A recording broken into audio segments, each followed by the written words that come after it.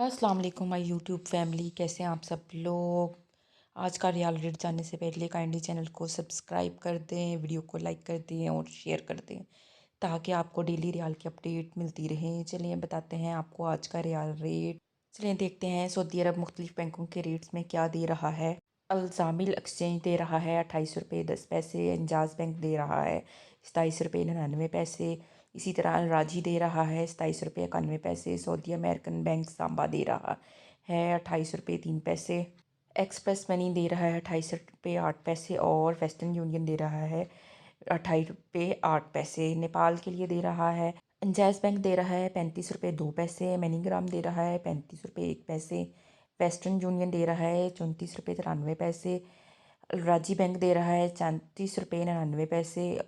अल्जामिल दे रहा है 35 रुपये 5 पैसे और सऊदी अमेरिकन बैंक सांबा दे रहा है 34 रुपये 92 पैसे। ये तो थे आज के नेपाल के रेट। आगे बताते हैं आपको पाकिस्तान के लिए दे रहा है अल्जामिल एक्सचेंज दे रहा है 69 रुपये 73 पैसे। मनी एक्सप्रेस मनी दे रहा है 69 रुपये 70 पैसे। अलराजी दे रहा है 69 रुपये 18 पैसे।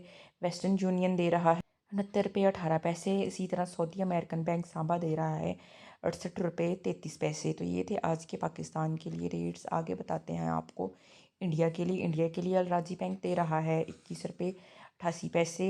इंजाज बैंक के लिए दे रहा है 21 रुपये 83 पैसे।